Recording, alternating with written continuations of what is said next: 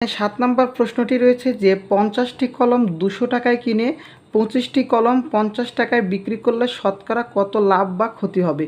আমরা পূর্বে যে ৬, ৫ এবং ৬ নম্বর অঙ্কটি শিখেছিলাম সেখানে টাকাটা সেম ছিল, আর এখানে এসে আমরা এখানে ২০০ টাকা এবং এখানে ৫০ টাকার কথা বলা হয়েছে, টাকাটা সেম নাই, টি যেটা সেটাও সেম নাই। আমরা এটাকে সেমভাবে অঙ্কটা সমাধান করতে পারি, অথবা এই অঙ্কটাকে নিয়ে আমরা শর্টকাটে ফেলতে পারি।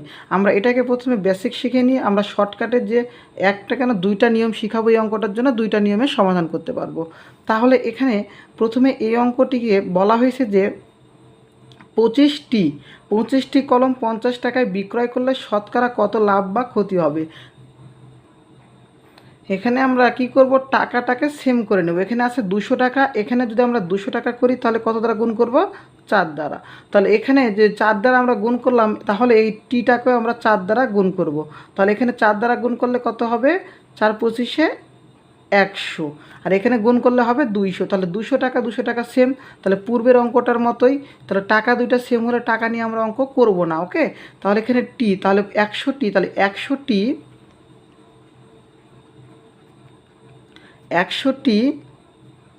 কলমের ১০০টি কলমের বিক্রয় মূল্য, ১০০টি কলমের বিক্রয় মূল্য কত টাকা, ২০০ টাকা। একটি কলমের বিক্রয় মূল্য কত হবে, তাহলে যদি ১০০টি কলমের বিক্রয় মূল্য ২০০ টাকা হয়, একটি কলমের বিক্রয় মূল্য তাহলে কী হবে, অবশ্যই কম হবে। তাহলে ভাগ করব। এরপর প্রশ্নে চেয়েছে কয়টি, ৫০টি। তাহলে এখানে ৫০টি কলমের বিক্রয় মূল্য, তখন আমরা কি করব, এখানে ২০০ গুণ ৫০, নিচে ১০০, ০ কাটা, এই যে ০ কাটা, তাহলে থাকলো কত, এখানে আমাদের ৫ দুগুণ ১০, আর এখানে একটা ০, তাহলে এত টাকা। তাহলে এখানে আমরা পাইলাম কত, ১০০ টাকা, পাইলাম ১০০ টাকা। তাহলে এখানে যদি আমরা ১০০ টাকা পাই, আর আমাদের পূর্বের কলমের ক্রয় মূল্য কত ছিল, ২০০ টাকা, তাহলে আমাদের এখানে লাভ হয় না ক্ষতি হয়, অবশ্যই ক্ষতি হয়। তাহলে ক্রয় মূল্য কত ছিল, ২০০, এবং বিক্রয় মূল্য কত পাইলাম, ১০০। তাহলে ২০০ থেকে ১০০ বাদ দিলে কত হবে, ১০০ টাকা। এটা আমরা পেলাম ক্ষতি, তাই না। তাহলে এই ১০০ টাকা ক্ষতি হয় কত টাকায়, ২০০ টাকায়। তাহলে আমরা লিখব এখানে ২০০ টাকায় ক্ষতি হয় ১০০ টাকা। তাহলে এখানে আমরা কি করব, ১ টাকায় ক্ষতি হয় ১০০ ভাগ ২০০ টাকা। তাহলে এখানে আমরা শতকরা কথা বলেছে, তাহলে শতকরা করব। ১০০ টাকায় ক্ষতি হয় ১০০ গুণিত ১০০ ভাগ ২০০। তাহলে এখানে আমরা ০ কাটবো, এই ০ কাটবো, ২ একে ২, ৫০ দুগুণ ১০০। তাহলে উত্তরটা কত হবে আমাদের এখানে, ৫০%, কারণ এখানে শতকরার কথা বলা হয়েছে। তাহলে এই প্রশ্নের উত্তর কত পাইলাম আমরা, ৫০%। এইভাবে আমরা বেসিকের মাধ্যমে, যেটা আমরা ৫ এবং ৬ করেছি, এই বেসিকের মাধ্যমে রিটেনেতে আমরা করতে পারবো, কোনো সমস্যা নেই। অথবা আমরা এটাকে যদি ডিজিট না চেঞ্জ করে করি তাও করতে পারবো, ওকে। তো আমরা এই অঙ্কগুলোকে এবার শর্ট নিয়মে শিখব, যেটাকে আমরা পরীক্ষায় বহু নির্বাচনের জন্য সমাধান করব। তাহলে প্রথমে আগে শিখব টি দ্বারা, তারপরে টাকার হিসাবে। তাহলে এখানে যেহেতু আমরা সংখ্যা করেছিলাম, তাহলে এটা থেকে আগে শর্ট নিয়মটা করি।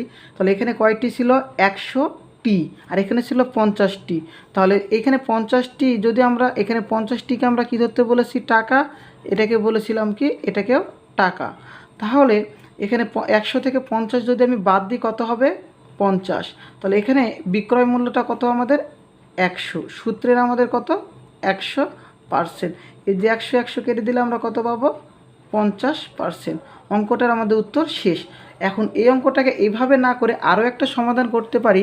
তাহলে এখানে বোঝাই এই অঙ্কটাকে ভালো করে, ৫০টি কলমের দাম যদি ২০০ টাকা হয়, তাহলে একটি কলমের দাম কত হবে, একটি কলমের দাম কত হবে, একটি কলমের দাম হবে ২০০কে ৫০ দ্বারা ভাগ করলে ৪, একটি কলমের দাম পাইলাম কত, ৪ টাকা, ওকে।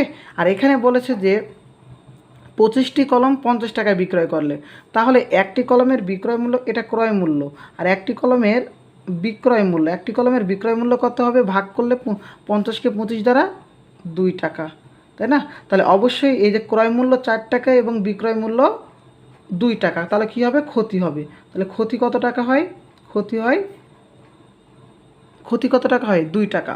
তাহলে আমরা জানি শতকরা ক্ষতির সূত্র কি, উপরে হবে ক্ষতি, ক্ষতি কত পাইলাম 2, নিচে কি পাবো আমরা ক্রয় মূল্য, এগুলোতে লেখা যাবে না, লিখবো কি বিক্রয় মূল্য। বিক্রয় মূল্য কত, বিক্রয় মূল্য সরি দুঃখিত, ক্রয় মূল্য কত এখানে, ক্ষতি ভাগ ক্রয় মূল্য গুণ 100%, তাহলে এখানে কত পাইছি আমরা 4 গুণিত 100%, 2 একে 2, 2 দুগুণ 4, 2 একে 2, 50 দুগুণ 100।